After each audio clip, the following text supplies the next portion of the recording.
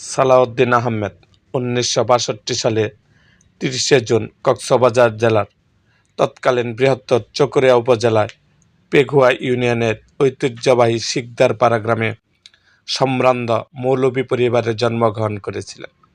তার পিতার নাম মৌলভী সাইদুল হক ও মাতার নাম বেগম আয়েশা হক। তার পিতামহ ছিলেন মৌলভী আব্দুল আলী ও মাতামহ ছিলেন হাকিমন। পেঘুয়াতে প্রাথমিক পর্যায়ে পড়ালেখা শেষ করে কিশোর সালাউদ্দিন আহমেদ পেকুয়ার শিলখালী উচ্চ বিদ্যালয় হতে রেকর্ড সংখ্যক নম্বর পেয়ে ১৯৭৭ সালে এইচএসসি পরীক্ষায় উত্তীর্ণ হন। চট্টগ্রাম সরকারি কলেজ থেকে ১৯৭৯ সালে কৃতিত্বের সাথে তিনি এইচএসসি পরীক্ষায় উত্তীর্ণ হন। ঢাকা বিশ্ববিদ্যালয়ের আইন বিভাগে ভর্তি হন ১৯৮০ সালে।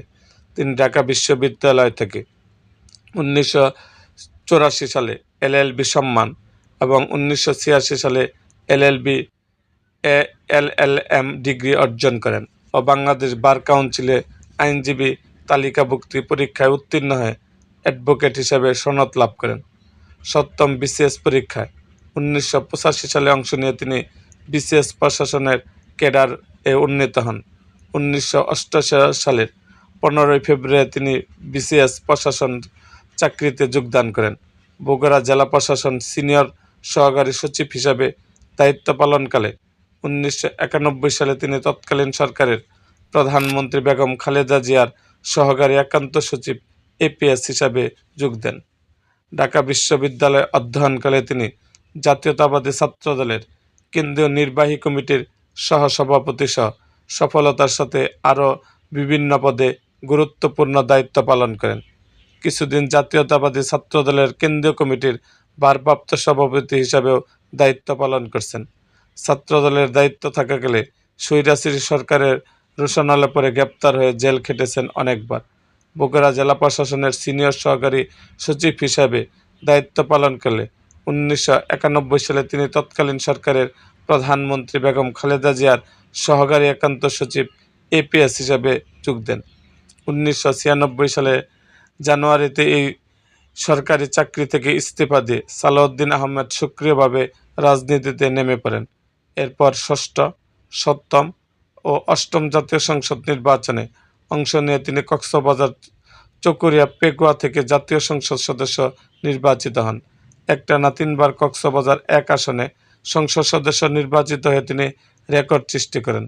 সপ্তম ও অষ্টম জাতীয় সংসদ নির্বাচনে তিনি বিপুল ভোটের ব্যবধানে প্রতিদ্বন্দ্বী প্রার্থীকে পরাজিত করেন।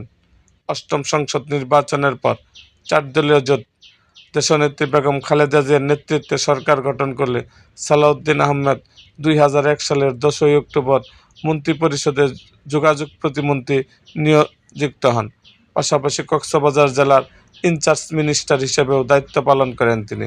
সালাউদ্দিন আহমেদ একমাত্র রাজনীতিবিদ যিনি যোগাযোগ প্রতিমন্ত্রী হয়ে স্বাধীনতা উত্তর কক্সবাজার জেলা থেকে সর্বপ্রথম মন্ত্রী হয়েছেন। সালাউদ্দিন আহমেদ বৃহত্তর চকরিয়া থেকে কিছু অংশ আলাদা করে ২০০২ সালের ২৭ ফেব্রুয়ারি পেকুয়া নামক একটি আলাদা উপজেলা প্রতিষ্ঠা করেন। তিনি পেকুয়ার প্রয়োজনীয় সকল অবকাঠামো, আধুনিক স্থাপনা ও উন্নয়ন করেছেন পরবর্তী ৪.৫ বছরে, যা এখন দৃশ্যমান ও সুফল ভোগ করছে সকলে। ২০০৭ সালের ৬ ফেব্রুয়ারি থেকে ২ বছর ২ মাস 111 সরকারের কারাগারে বন্দী থেকে ২০০৯ সালে ২৯ মার্চ তিনি কারামুক্ত হন।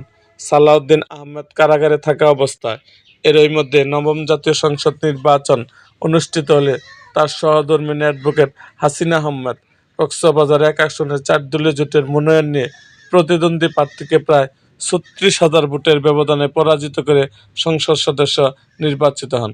সালাউদ্দিন আহমেদ ১৯৯৬ সালে প্রথমে কক্সবাজার জেলা বিএনপির আহ্বায়ক এবং পরপর ২বার কাউন্সিলের মাধ্যমে কক্সবাজার জেলা বিএনপির সভাপতি নির্বাচিত হন। পরে ২০১০ সালে বিএনপি জাতীয় কাউন্সিলে সালাউদ্দিন আহমেদ কেন্দ্রীয় নির্বাহী কমিটির যুগ্ম মহাসচিব নির্বাচিত হন। এরপর তিনি ভারতের মেঘালয়ে শিলং শহরে নির্বাসিত থাকা অবস্থায় বিএনপির সর্বোচ্চ নীতি নির্ধারিত ফোরাম জাতীয় স্থায়ী কমিটির সদস্য নির্বাচিত হন। সর্বশেষ তিনি ২০২৬ সালের 17 ফেব্রুয়ারি বিএনপি সরকারের স্বরাষ্ট্রমন্ত্রী হিসাবে দায়িত্ব গ্রহণ করেছেন। এরকম আরও ভিডিও পেতে এবং রাজনৈতিক অঙ্গনে নানা ঘটনা ও ইতিহাস জানতে আমাদের মুক্তাগাছার ইতিহাস মিডিয়া ইউটিউব চ্যানেলটিকে সাবস্ক্রাইব করুন এবং পাশে থাকা বেল আইকনটি বাজিয়ে দিন।